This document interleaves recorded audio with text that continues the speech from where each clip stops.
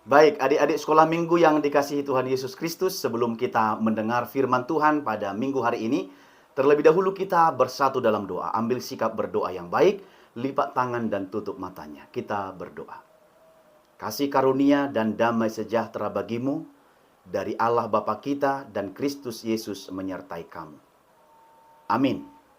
Ya, adik-adik sekolah minggu yang terkasih di dalam nama Tuhan Yesus Kristus, firman Tuhan bagi kita dalam ibadah minggu hari ini tertulis dalam kitab Injil menurut Matius pasal 13 ayat 47 sampai ayat 50. Sekali lagi, Matius 13 ayat 47 sampai 50. Demikian Amang akan baca bagi kalian semua, perhatikan dengan baik.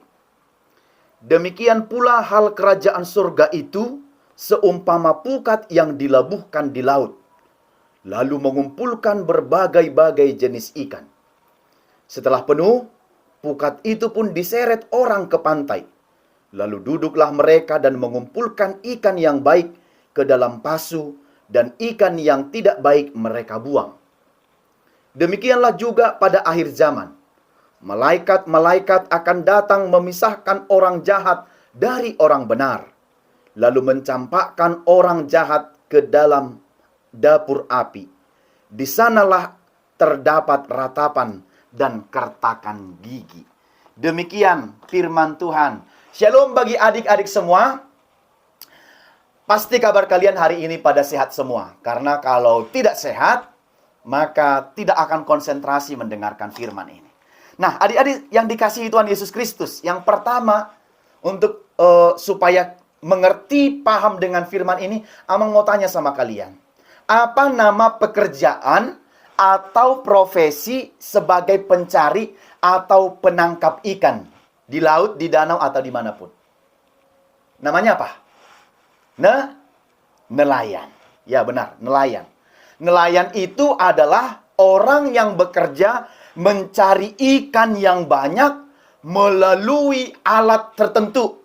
Bisa dengan jala, bisa dengan pancing, bisa dengan tanggo, bisa dengan pukat, atau bisa dengan hal yang lain untuk menangkap ikan yang banyak dari laut, dari sungai, atau dari danau.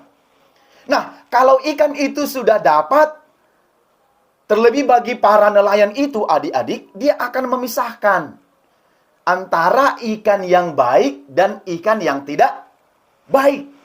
Jadi ikan yang baik dibuatnya di sebelah sini, dan kalau ikannya sudah tidak baik, mungkin ada yang sudah mati, ada yang sudah mulai bau, maka dia akan buang, karena dia tidak akan makan ikan yang bau itu. Yang dia bawa adalah ikan yang masih bagus untuk dibawa pulang dan dikasih makan, dikasih nanti untuk dimakan sama anak-anaknya.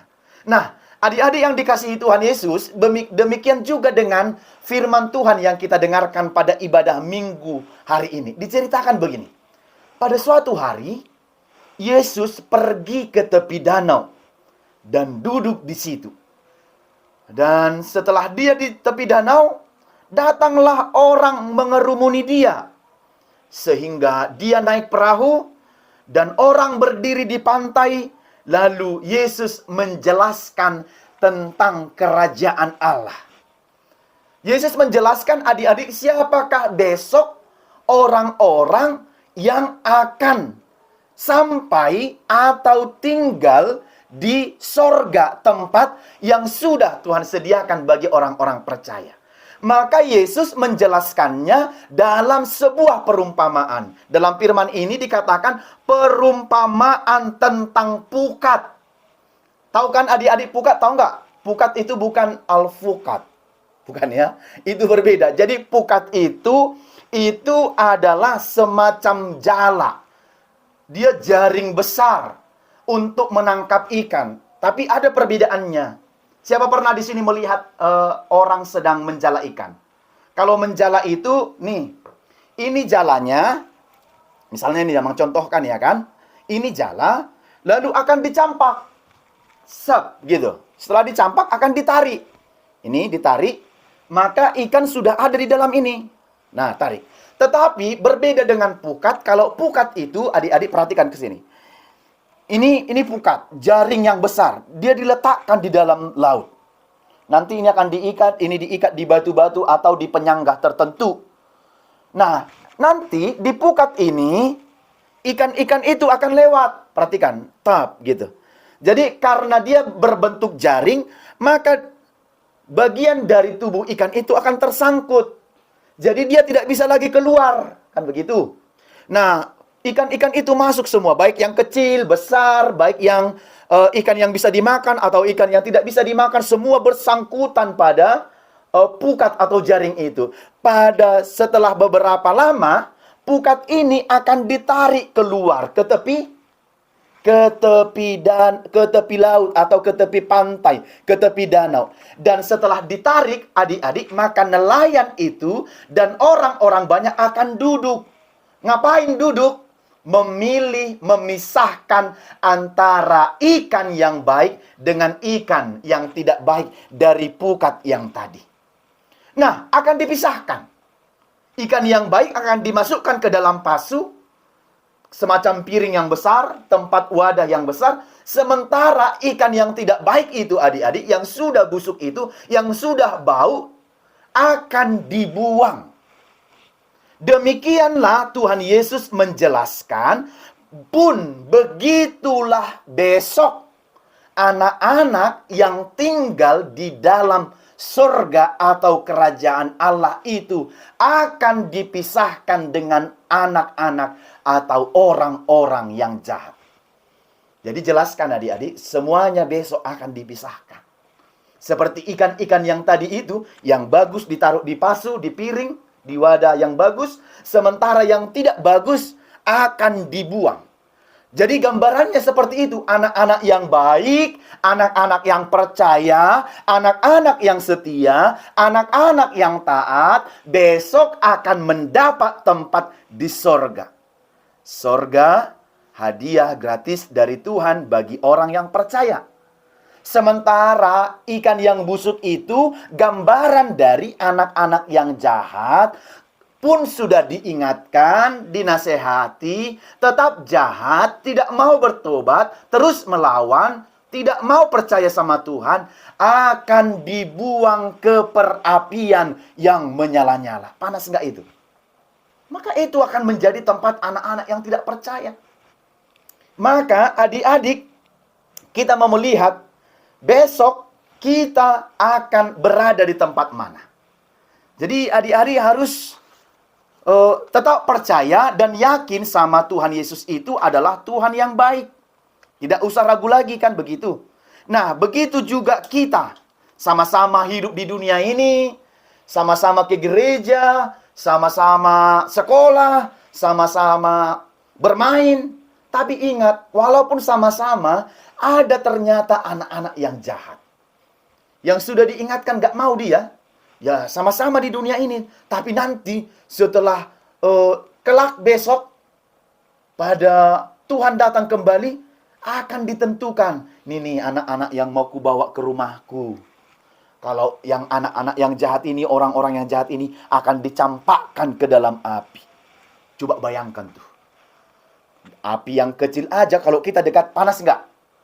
Bahkan ini api yang menyala-nyala yang begitu sangat panas. Lalu kau bilang sama mama, "Mak, tolong." Tidak ada lagi waktu. Menikmati api yang menyala-nyala itu, kan begitu. Maka Tuhan akan memisahkan. Nah, begitu juga dengan adik-adik. Yang baik dipisahkan dari yang jahat. Ya, seperti ini misalnya contohnya. Kalau di rumah, tentu kita akan memisahkan misalnya kain kotor dengan kain yang bersih. Itu harus dipisahkan. Karena kalau digabung, dicampur, yang bersih bisa menjadi bau. Bisa menjadi kotor kembali. Jadi akan dipisahkan. Sementara yang jahat dicampakkan ke dalam api. Siapa di sini yang mau dicampakkan ke dalam api? Siapa yang takut dicampakkan ke dalam api? Ada? Tapi siapa yang senang dicampakkan ke dalam api? Ada enggak? Tapi siapa yang senang hidup bersama dengan Tuhan Yesus kelak di surga? Coba tunjuk tangan. Ya, pasti kamu akan ke sana. Nah, jadi apa yang kita lakukan adik-adik? Yang pertama, jangan menjadi anak yang jahat. Itu adalah perilaku yang sangat dibenci oleh Tuhan. tidak takut akan Tuhan, tidak taat terhadap Tuhan, menolak melakukan yang baik, tidak hidup dalam kebenaran, suka berdosa, tidak ke gereja, tidak menolong orang tuanya, tidak sekolah minggu dengan baik, di rumah selalu berantam, ke gereja selalu mencelakai kawannya, tidak menjaga adik-adiknya. Nah, itu adalah gambaran anak-anak yang jahat. Tetapi dalam firman ini, Tuhan sedang mengajak kita. Apa yang mau adik-adik lakukan dalam firman ini? Yang pertama itu, janganlah menjadi anak-anak yang berpura-pura. Pura-pura baik, misalnya. Pura-pura serius, padahal enggak. Pura-pura dia mendengar, padahal di tangannya handphone, main-main dia gitu. Ya, saat di gereja, dia main-main gitu. Itu namanya pura-pura. Jadi, Tuhan tahu semua yang dikerjakan adik-adik, baik yang betul-betul serius, yang pura-pura, yang benar-benar, yang berbohong. Ada pernah menjumpai dulu anak sekolah minggu, tahu nggak? Pada saat persembahan, dia buat tangannya seperti ini. Diletakkannya, dijatuhkannya ke tempat persembahan. Padahal tidak ada persembahan di tangannya. Kosong.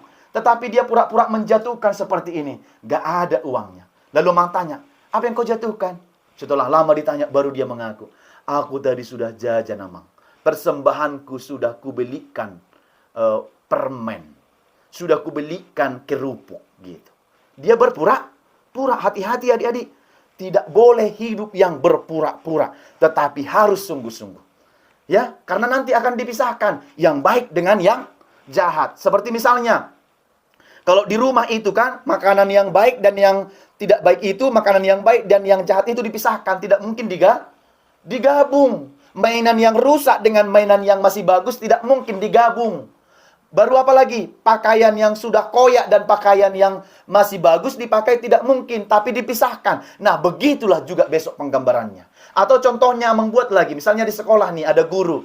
Lalu gurunya mau pergi sebentar. Dia bilang, ketua kelas, ibu sebentar mau ke kantor. Tulis siapa anak-anak yang ribut nanti ya. Ya bu, kata ketuanya. Lalu setelah ibu gurunya kembali dari kantor, ditanyanya ketua kelasnya. Ketua kelas siapa yang ribut? Katanya. Datanglah ketua kelasnya tadi.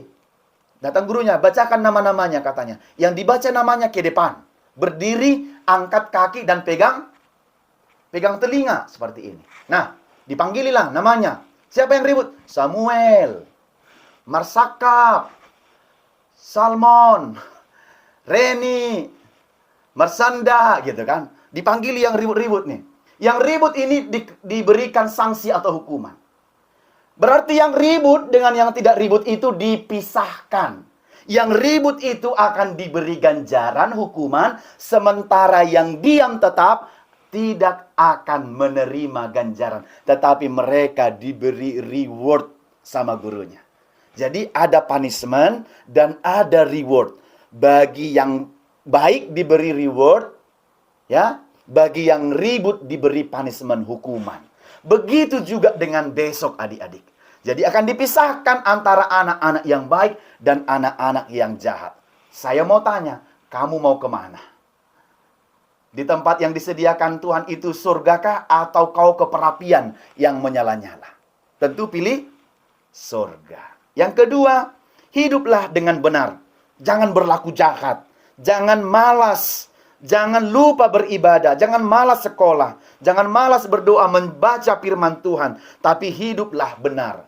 Jangan berdosa. Yang ketiga dan terakhir, kamu adalah anak Tuhan, maka kamu harus punya harapan. Besok aku harus bersama-sama di tempat yang disediakan oleh Tuhan itu. Aku tidak mau ke dalam perapian yang menyala-nyala. Karena Tuhan baik sama aku anaknya, maka aku akan berada di rumahnya. Bukan di rumah yang lain. Karena aku anak Tuhan, Bapakku baik, maka besok aku akan diam dengan senang dan sukacita di rumahnya. Maka adik-adik adalah para pewaris kerajaan surga. Dan di sana besok kita akan bersukacita karena kebaikan Tuhan. Amin, kita berdoa. Bapa di sorga, terima kasih atas firman-Mu yang sudah kami dengarkan. Engkau memberikan pengajaran kepada kami anak-anak-Mu selama kami hidup di dunia ini, kami mau hidup dengan baik dan benar, serta menjauhkan kejahatan. Bagi orang-orang yang percaya kepada Tuhan Yesus, akan kau tempatkan di tempat yang kau sediakan, yaitu surga.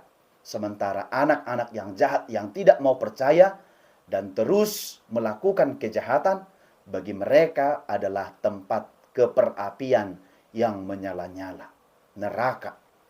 Karena itu tolonglah kami sebagai anak-anak-Mu untuk tetap melakukan yang Tuhan kehendaki. Berkati orang tua kami, guru-guru di sekolah minggu, supaya mereka terus mengajarkan yang terbaik bagi kami.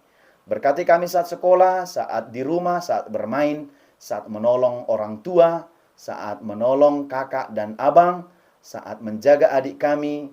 Berkatilah kami, supaya kami terus menjadi anak-anak yang Tuhan sayangi dan cintai. Di dalam nama-Mu kami berdoa. Amin.